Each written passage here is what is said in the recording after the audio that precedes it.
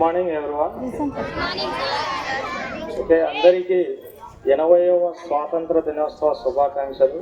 ముందుగా నాకు ఈ అవకాశం ఇచ్చినటువంటి మేనేజ్మెంట్కి, నా తోటి ఉపాధ్యాయులకి, మరి ఈ యొక్క స్వాతంత్ర దినోత్సవానికి వచ్చేసినటువంటి పేరెంట్స్కి ముఖ్యంగా 80వ స్వాతంత్ర దినోత్సవ శుభాకాంక్షలు అండి. మనం ఈరోజు ఎంతోమంది త్యాగమూర్తులను స్మరించుకునేటువంటి ఒక గొప్ప అవకాశం అండి. మనం ఈరోజు ఖచ్చితంగా ప్రతి వ్యక్తి గురించి కూడా తెలుసుకోవాలి.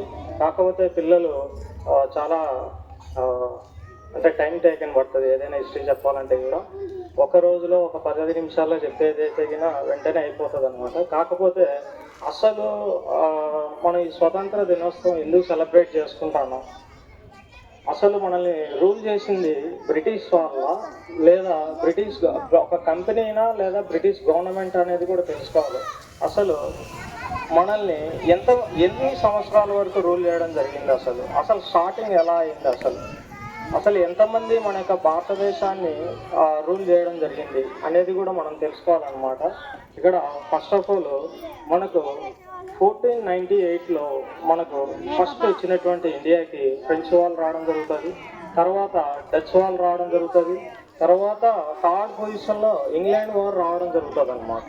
అండ్ ఫోర్త్ వచ్చేసి డేనిష్ వాళ్ళు, అండ్ దెన్ లాస్ట్ ఫ్రెంచ్ వాళ్ళు రావడం జరుగుతుంది. అలాగా మన యొక్క ఇండియాని 5 రూలర్స్, యూరోపియన్ రూలర్స్ అనే వాళ్ళు రూల్ చేయడం జరిగింది అనమాట.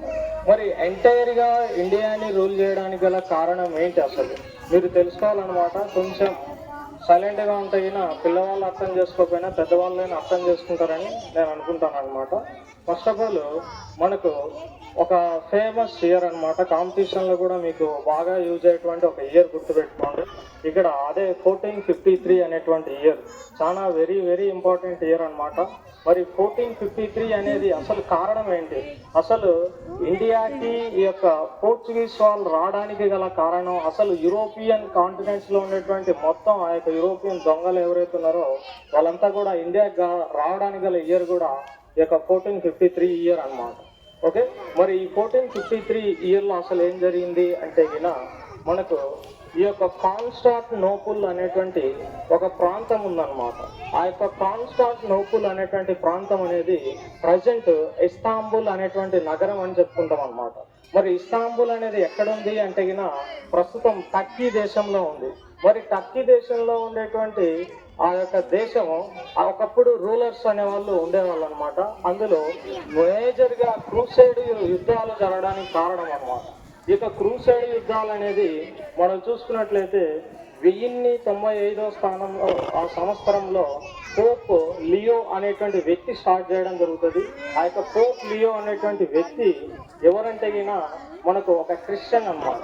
మరి క్రూసైడ్ యుద్ధాలు అనేటివి అసలు ఎవరికెవరి మధ్య జరిగినాయంటే క్రిస్టియన్స్కి ముస్లిమ్స్కి మధ్య జరిగినాయి అన్నమాట అక్కడ క్రూసైడ్ యుద్ధాలు అనేవి. మరి మొదటి క్రూసైడ్ యుద్ధాలు ఎప్పుడు జరిగినాయి అంటే ఈ యొక్క 1453లోనే జరిగిందనమాట. మరి అసలు ఆ 1453కి మరి దీనికి ఏంటి సంబంధం అంటే యాక్చువల్లీ ఇంతకుముందు సిల్క్ రూట్స్ అనేది ఇండియాకి ఉండేటి అనమాట.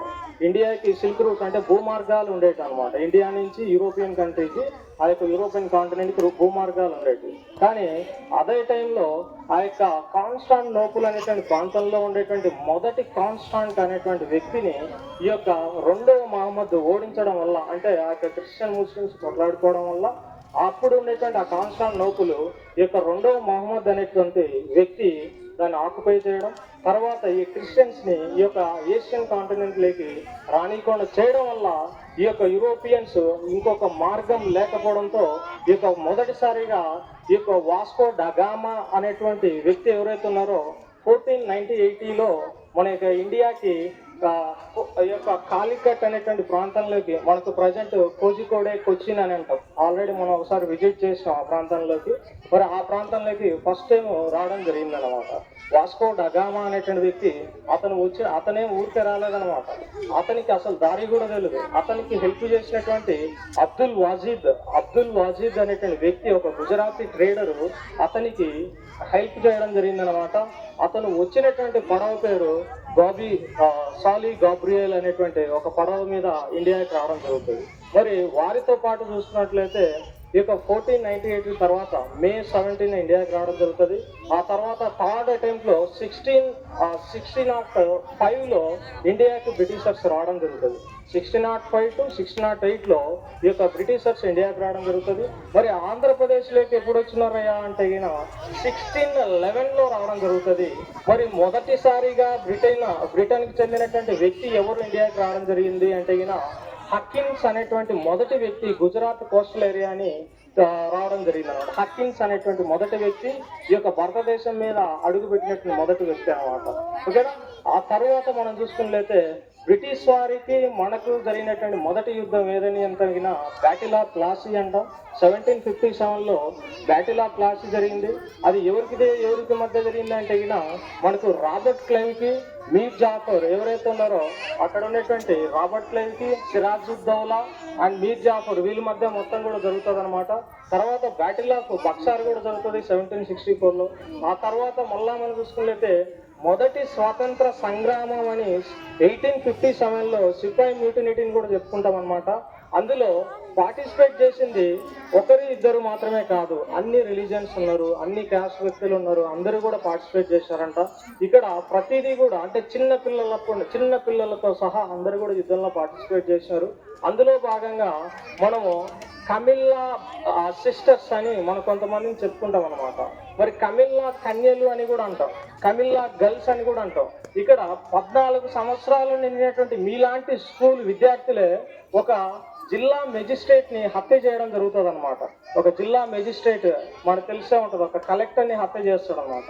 ఎందుకు చేస్తారు అలా? 14 సంవత్సరాలు ఉన్నటువంటి వ్యక్తులు ఎవరు, ఆ సిస్టర్స్ ఎవరు అంటే సునీత చౌదరి అండ్ శాంతి ఘోష్ అనేటువంటి చిన్న పిల్లలు, బడికి వెళ్ళేటువంటి చిన్న పిల్లలు తనతో పాటు అంటే తన బ్రదర్స్ అంతా కూడా ఆ యొక్క ఉద్యమ బాటలో ఉన్నప్పుడు వాళ్ళు కూడా ఇన్స్పైర్ అయ్యి వాళ్ళు కూడా యుగాంతర్ అనేటువంటి ఒక రహస్య సంఘంలో జాయిన్ అయ్యేసి ఈ యొక్క కర్రసాము, కత్తిసాము, ఈ యొక్క వెపన్స్ యూజ్ చేయడం కూడా వాళ్ళు నేర్చుకోవడం జరిగిందనమాట.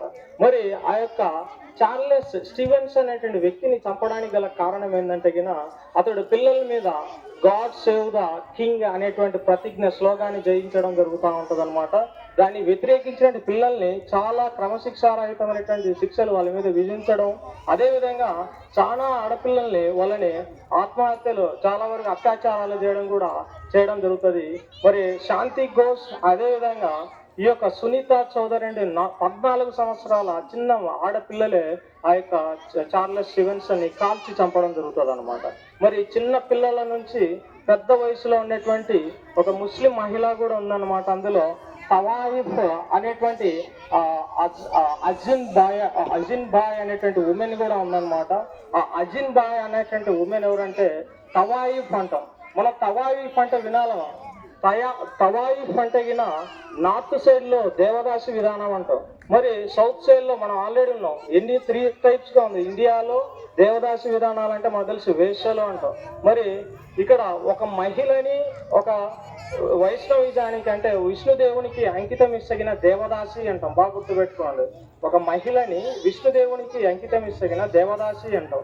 ఒక మహిళని శివునికి అంకితం ఇస్తగిన బసివిని అంటాం. ఒక మహిళని గ్రామ దేవతకి అంటే అంకితం ఇచ్చినట్లయితే జోగిని అంటాం. బాగా గుర్తుపెట్టుకోండి. ఇక్కడ ఏమంటాం? దేవదాసి అంటే మనకు తెలిసింది ఒకటే, దేవదాసి